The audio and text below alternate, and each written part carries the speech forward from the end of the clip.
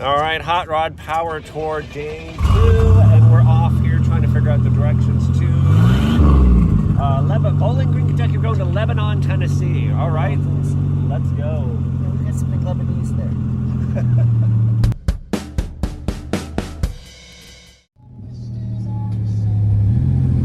Oh, look at this. This is so cool.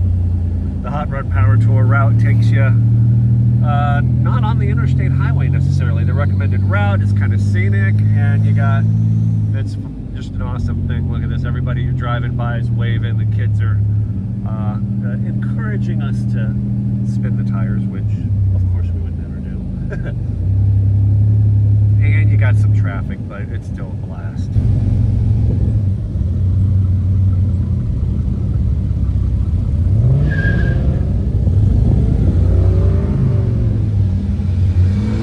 Oh my gosh, look at the pavement here.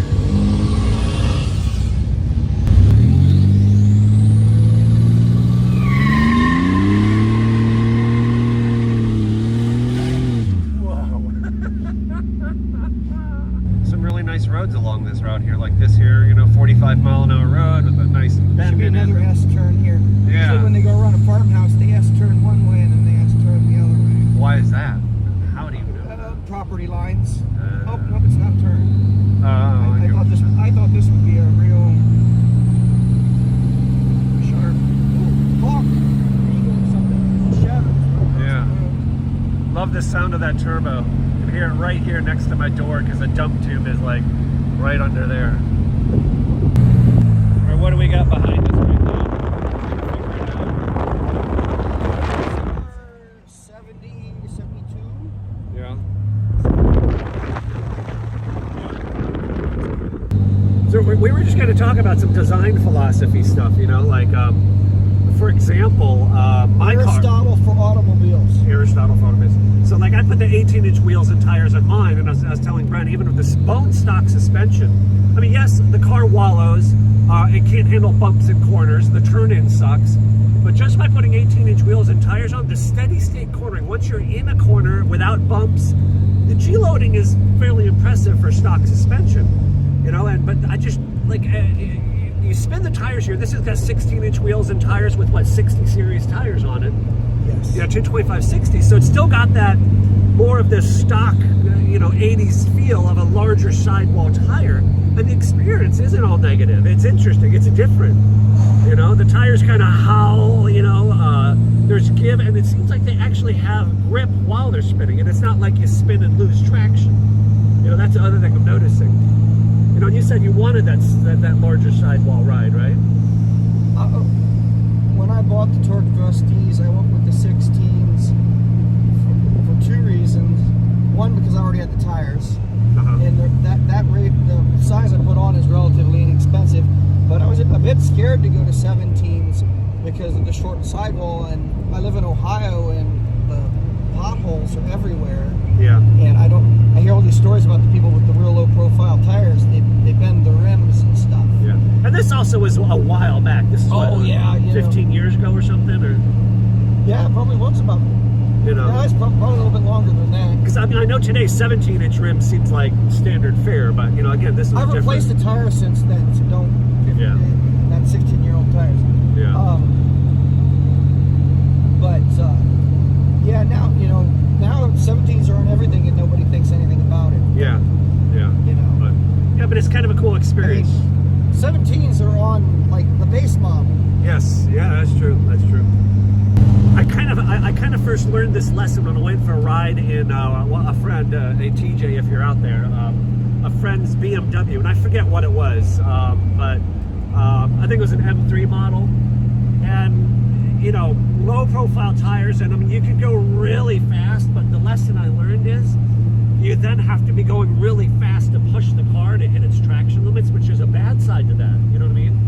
I mean, some of these old cars like this that didn't have as much traction, you could have a lot of fun, a lot closer to the speed limit. You didn't have to hit 135, and stuff like that. So that's the other side of the coin to this. There's many different flavors of automobiles. So we're back in traffic. Let's play a game. Can we ID the cars? Can't see it right now. That pickup truck. You said it was a GMC. I'm going to say 60s. It's a GM. I don't know what it is.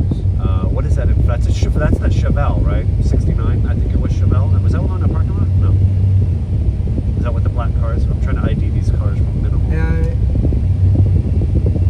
And there's a Chevy The truck. 72 were older because it has the small bumpers on it. Well, that's not necessarily telling because they only reproduce the small bumpers because nobody wants the 5-mile-an-hour bumpers. Oh. There's a people put the smaller bumpers on the newer cars now. Late 70s Firebird in front of that. In front of that, I can't tell what it is. Impala? Is it Caprice or Impala? Early 70s maybe? The white one? I thought it was like green, but yes, it's an Impala. I gotta tell you, I'm impressed with this big boat of a Pontiac behind us, man. I mean, we're not flying, but I mean, these curves are significant. That thing, a rooster. You want a life-size rooster? A life-size, oh. And we are not losing this guy at all. It's a Buick. Buick? Oh, sorry. One of the neat things about the tour here, like every gas station becomes a little mini car show cruising. Park in front of this wagon. Look at that Camaro over there. Okay, we can do that. Huh? So I figure out what the excursion is. Oh, somebody's got the horns. Oh, look at that. I think it's a 55, 56 Chevy tilt fiberglass front end. All kinds of cool stuff. Look at the Camaro, the 17. And there's where the General Lee horn came from. The General Lee. Yeah. What are we looking at here? A 60 what?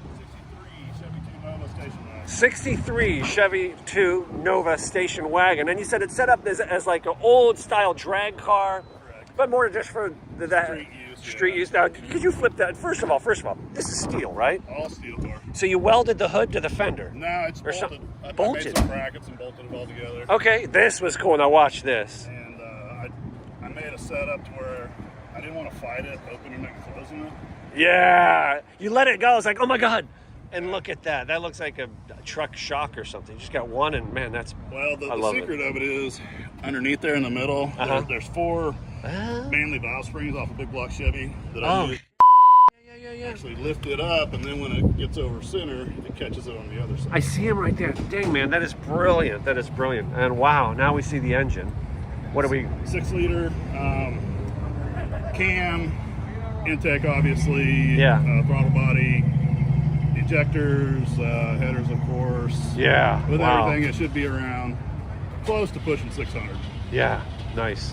Griffin radiator, electric fans. Been staying cool on the trip? On the highway, when it's been cool in the morning, it runs about 178 degrees. It won't even get up to open thermostat. Wow. Nice. 4-wheel disc. 4-wheel discs, really? Wow. Power disc. Oh, you can't see back here, and then we see the traction bars. Is this your dog? Yep. This guy's awesome, man. Hey, puppy. Hey, Gunther. He came up. Does it? No, he's fine. Oh. He came up and sniffed me. He had already stuck his head under my hand, so I figured it was okay. I wasn't going to put the ladder bars on it, but I was using the original leaf springs, and I warped the shit on a burnout. My wife, of all people, told me to do a burnout. Nice. And I had to replace leaf springs, so I didn't want it to happen again. And it's got a 6-speed of what kind? Tremec T56 Magnum. Dang. That's an unusual combination if I've ever seen one. Manual 6-speed with a fuel-injected motor with an old school with a flip-up. Man, this is cool. And a Curry 9-inch with 411s. And the dumbest thing of all that I was interested in was your USB port there with the digital readout on it. Is what attracted me to it, other than the flip-up front end. So we barely got it together in time to make the trip. That's awesome. I love it, man. I love it. Thanks for your time. You bet. Thanks for your time.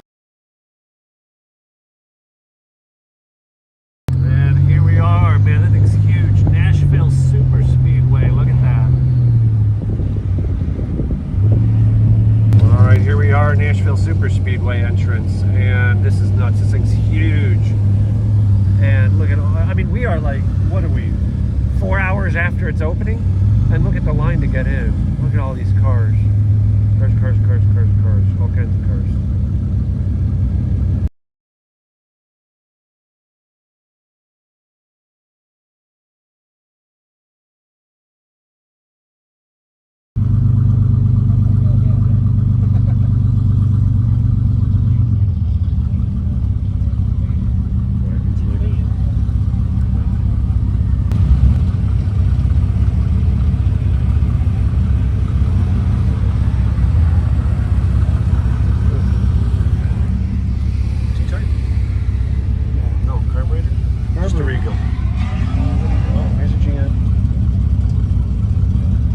We've got a car after my own heart. I love the wheels. It's a 72. It's a Cutlass S, just like mine, right? And I'm Bob, by the way. It's nice to meet you. Sean, nice to meet you. And this is a cool car because at first I thought, oh, you know, air conditioning, I like it. And then I'm looking like, wait a minute. Looking at the brakes here. You got not only the vintage air system, but could you explain the brake system again? I thought it's pretty unique because you said it's bare brakes. Bare brakes. What size rotors up front? I think 13 in the front, and then like 11. Nothing huge because I only got 17-inch wheels. But the Hydro Boost is of I think a 98 Astro. Before we get to the Hydro Boost, you said you had manual brakes on it, and manual brakes on it before, and I went through 2 master cylinders, I think with the correct size. But I tried the correct size, tried different size, and they just never worked for me. They would stop you, but in a panic stop, that this wasn't a good, and we ought to cross it. So I wanted a good brake system, so I got the Hydro Boost of I think a 98 Chevy Astro van. Put a new master cylinder on it, hose kit from CPP. So the gearbox has not changed. The power steering pump has not changed, correct? The gearbox is actually out of a Jeep Cherokee because it's a quicker ratio. Jeep Cherokee? You don't go for the G-body one? No. How come? Why Jeep Cherokee? Because it's a direct bolt-in. What year? I can't remember. But it's a Jeep Cherokee box. Okay. And it turned over to metric, but with the CPP hose kit, they come with the adapters, and so it doesn't matter. They have they supply everything to make it hook up to your. Now my box is original 72, you know, Oldsmobile front runner system. The power steering pump, you mean? So nothing special about the power steering. Yeah, exactly. Power steering pump, nothing special. It's just stock. Okay, and I was looking. So that braided line there is the pressure hose. Yeah. It feeds the back of the Hydro Boost, and then you have the pressure line out. Goes the braided line out to pressure the box. That's this one to pressurize the gearbox. Yeah. And then that's the return line at the bottom of the box there, and this is a return line from the Hydro Boost. They tie in together, then go into the back of the power steering pump. Nice. Now you said this system works great, huh? Oh, it's phenomenal. This car stops phenomenal. Wow. Let me get a kind of an overall shot of this thing, huh? I love the color too. Mine's like a what do they call it? Cranberry color, you know? So it's like you're on the other side of the color wheel from me. But I love the wheels. They look like they could have been a bigger version of something stock. Like the Super Stock 2 wheels. Yeah. Post coupe, which you don't see often. Yeah.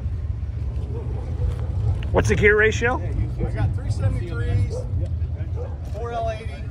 Oh, that's the other part that fascinated me. The 4L80, and like we were talking a little bit about the transmission tunnel mods, you usually have to do something to get it to fit. The suspension front and rear's UMI. Yep. And love it, man. Love it. Dash. There's the Phytech. I was gonna say there's a little what do you say, a clue that it's got something as far as the transmission. Yeah. So wow. Thank you for your time. You're welcome. And look at this. Ollie EFI. Beautiful old Chevy truck. I don't even know what this is. Oh, this is an Oldsmobile. Wow. The Vortec in it. That's crazy. This is a Dodge Polara or something. Buick Regal. Nice Cadillac. 70 Chevelle. Beautiful. 57 Chevy. The General Lee. This thing's got the horns in it. I heard it earlier. Corvair. 69 Olds. Camaro. Oh, look at this. Oh, that's so cool. What is this? Buick. There's a Buick with that nice rims on it. Look at those wheels.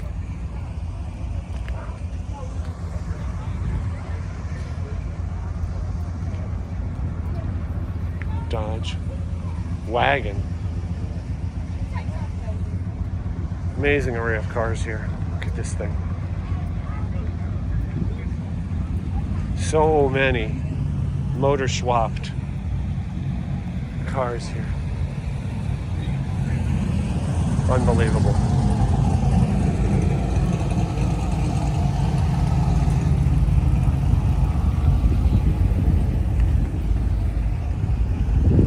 Motor swapped TFI truck. Look at this. He speed work than I am. Supercharged. Yep. Excuse me.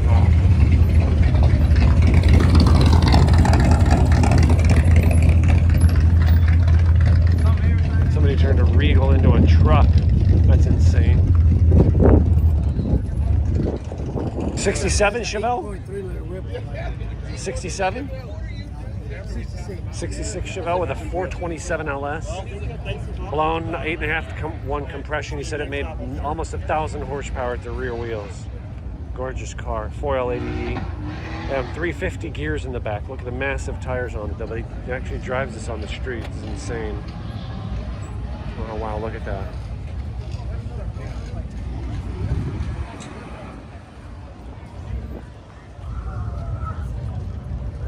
Look at this thing. 496. Oh, there it goes. Did you guys see it? That was awesome. You control it from your phone? Yeah. Oh, that's awesome. So that's about the height I cruise it at, but it'll go up higher. No kidding. You cruise it there? Really? For speed bumps. Wow. Oh, yeah. That's still in the weeds. Yeah. That's amazing. It's got LEDs on the butterflies. Look at this tin work here in the back. SS emblems all bead rolled by hand. Beautiful, beautiful, beautiful car.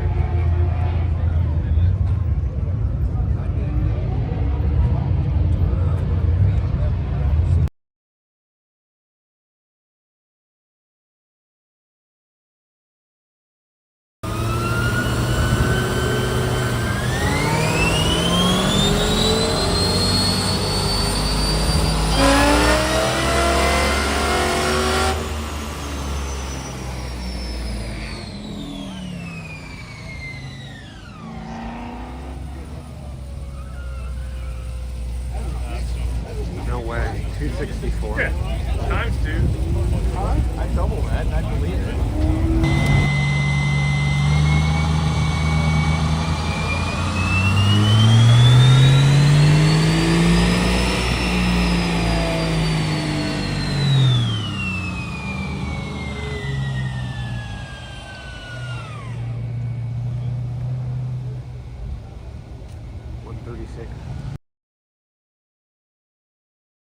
This is kind of nuts. You say, oh, it's a Fiero, right?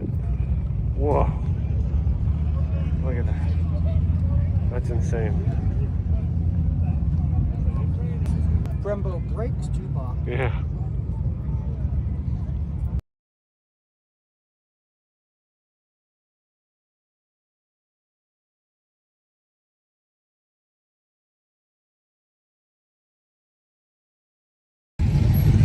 All right, so it's about 6 o'clock. This thing's officially done. You see the people, the line of people leaving there. I'm tired. Need dinner. I need a drink. I need a rest. And this is only day 2. The evening festivities haven't even started yet. So, I mean, just, you just walk around and whatever car you want to, basically learn something about, just go and talk to the owners, and most of them will tell you. This is kind of cool to get out of here. You get to drive on part of the racetrack to get out. And you're 1,000, 2,000 horsepower blown car. Look at that banking.